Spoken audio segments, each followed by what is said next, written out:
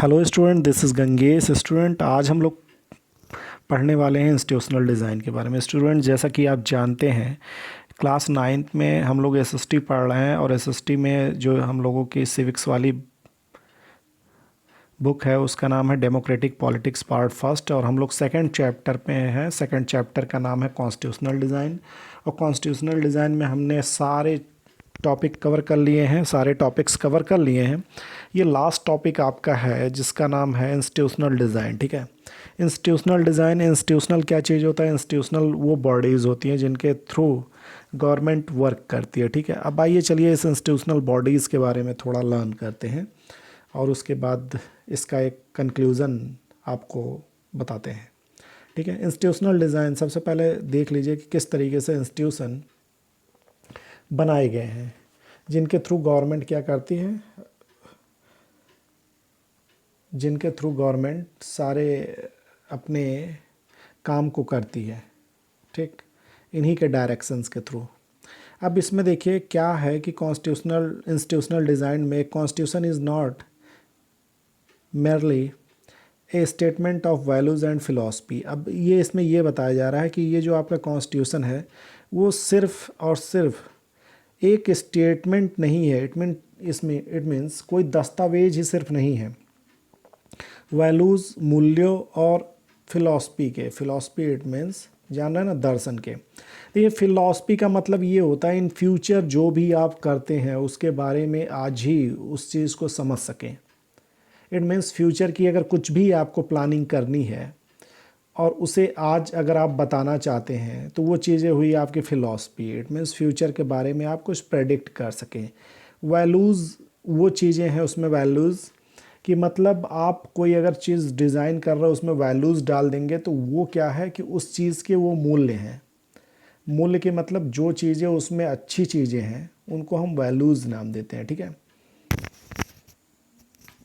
As we noted above. अब इसमें क्या है, इसमें ये बता रहा है कॉन्स्टिट्यूशन सिर्फ और सिर्फ स्टेटमेंट नहीं है, कोई दस्तावेज या वैल्यू और फिलॉसफी का नहीं है कि सिर्फ ऐसे ही है और इसको सिर्फ कॉन्स्टिट्यूशन नाम दे दिया गया। As we noted above, a constitution is mainly about embodying these values into institutional arrangement.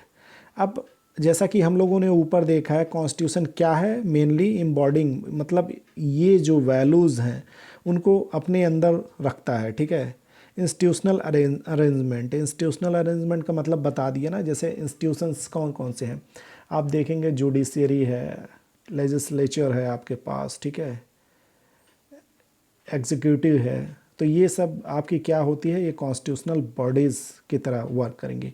Much of the document called constitution of India is about these arrangement. तो much of the documents called constitution मतलब it means constitution के अगर हर एक पन्ने पे आप जोर डालेंगे, समझ रहे हैं ना, जो संविधान की आपकी किताबें हैं या जो संविधान में लिखा गया उस पर अगर आप देखेंगे तो ये जो कॉन्स्टिट्यूशन ऑफ इंडिया है किसके बारे में है? उन्हीं अरेंजमेंट के बारे में है। ठीक है, मतलब किस तरीके से आपकी एक जो इंस्टीट्यूशंस हैं वो किस तरीके से काम करेंगे। It is a very long and detailed document. ये क्या है? ये बहुत ही बड़ी, ये जो कॉन्स्टिट्यूशन है वो बहुत ही बड़ी और बहुत ही डिटेल में, इट मीन्स वो राइट इन डिटेल में लिखा हुआ है। बहुत ही लंबी चीज़ें हैं उसमें, बहुत ढेर सारे नियम और कानून है। Therefore it needs to be amended quite regularly to keep it update. अब उसमें इतने नियम हैं जो हमारे समाज से, जो हमारे सरकार से, जो हमारे इंस्टीट्यूशन से रिलेटेड हैं कि अगर हमें समय के साथ उसमें चेंजेस अगर नहीं करते हैं, मतलब उन समाज, उन कॉन्स्टिट्यूशन में, तो वो क्या होता है, वो उतने रिलेवेंट नहीं रहेंगे हम लोगों के लिए, उतने उपयोगी नहीं रहेंगे। तो हम क्या करते हैं, उन्हीं कॉन्स्टिट्यूशन में से उन नियमों को हमेशा चेंज करते रहते हैं जो हमारे लिए उपयुक्त नहीं होते। उन्हें उपयुक्त बनाने के लिए हम उन नियमों में सुधार करते हैं। ठीक है, क्यों? क्योंकि आज के 20 ईयर पहले जो हमें ज़रूरत थी आज उससे कहीं ज़्यादा ज़रूरत है। तो 20 ईयर के पहले जो हमने लिख रखे थे कॉन्स्टिट्यूशन में, आज कौन जाने वो चीज़ें सही ना हो। आज के परिप्रेक्ष्य में अगर देखा जाए तो उसमें क्या करेंगे, हम अमेंडमेंट करेंगे, सुधार करेंगे। ठीक है, those who crafted the Indian constitution. अब देखिए ये बता रहा है कि जो इंडियन कॉन्स्टिट्यूशन ने क्राफ्ट किया, ठीक है, क्राफ्ट मतलब समझ रहे हैं ना, वो जो इंडियन कॉन्स्टिट्यूशन बनाते समय जिन लोगों ने उसमें उसको देखा, भारतीय संविधान के मतलब जो हिंदी में बोले तो निर्माता लोग जो थे, अब यहाँ पे दे those who crafted the Indian Constitution felt that it has to be in accordance with the people's aspiration and changes in society.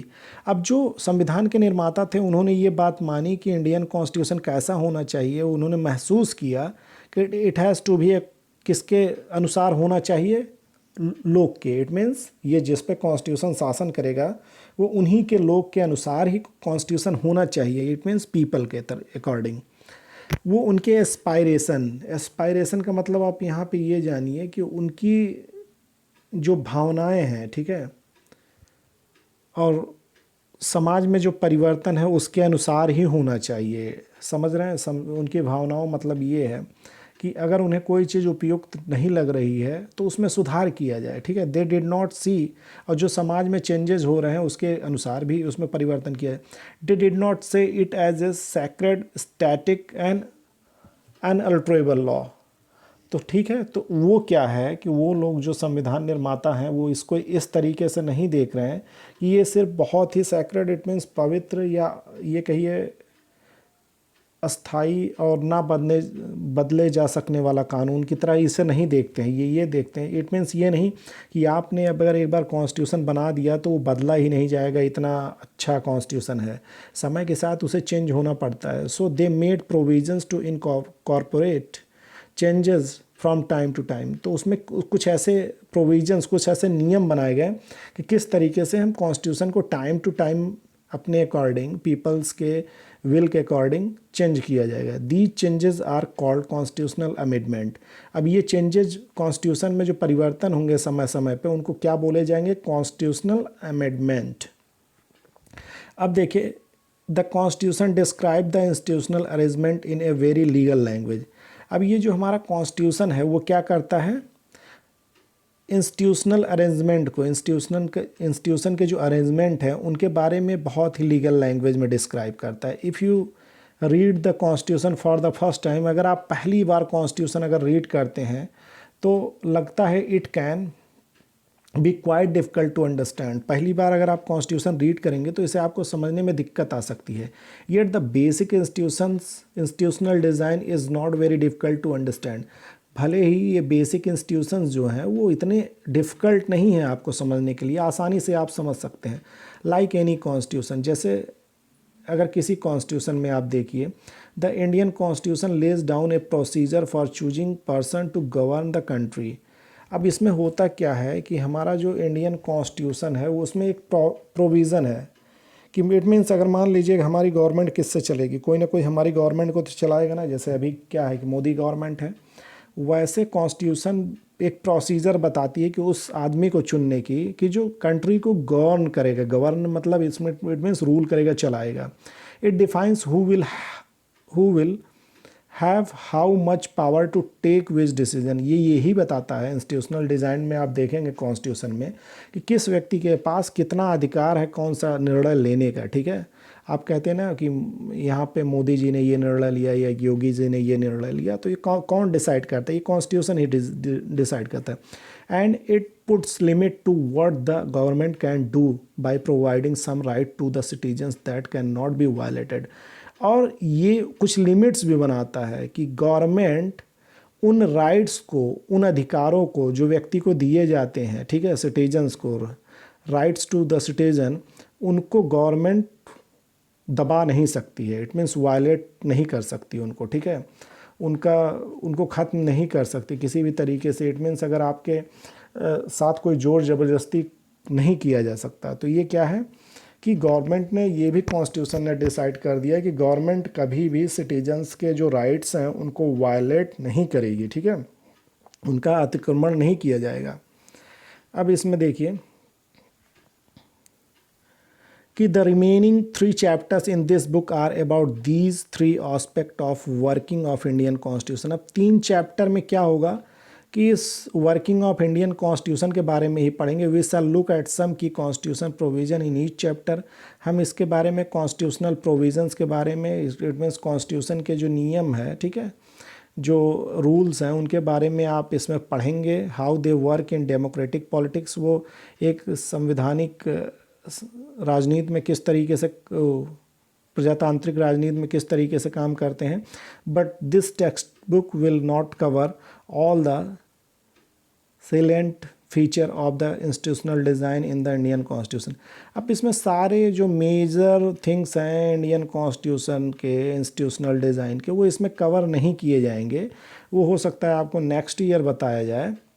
Some other aspects will be covered in your text book next year. अब वो जो है वो next year बताए जाएंगे। तो students इसमें देखिए कि किस तरीके से कुछ मीनिंग लिखी हुई है, ये सारी मीनिंग्स आपको कवर करनी है। जैसे अपार्टाइड वाली क्लॉज क्या होता है, कॉन्स्टिट्यूशन, कॉन्स्टिट्यूएंट असेंबली क्या होता है, कॉन्स्टिट्यूशन क्या होता है, कॉन्स्टिट्यूशनल अमेंडमेंट क्या होता है, ड्राफ्ट क्या होता है, फिलॉसफी। देखिए फिलॉसफी के बारे में मैंने बताया, most fundamental principle underlying one's thought and actions. ठीक है, किसी के थॉट्स, किसी के एक्शंस जो फ्यूचर को एक नई दिशा देती, फ्यूचर में प्रियम्बल किसे कहते हैं, ट्रेजन किसे कहते हैं। ठीक है, एंड ट्राइस्ट यहाँ पे है। तो इन सबको आप एक बार रीड कर लीजिएगा कि सारी चीज़ें ये क्या हैं। ठीक, इन्हीं के अकॉर्डिंग सारी चीज़ें आप पढ़ने में बाद में आपको मदद मिलेगी समझने में। इसमें कोई अगर प्रॉब्लम आती है तो आप हमारे साथ ज़रूर शेयर करें, और इसके क्वेश्चन आंसर मैं जल्दी अपलोड कर दूंगा। ठीक है, तो आप देख सकते हैं। ठीक है, थैंक यू।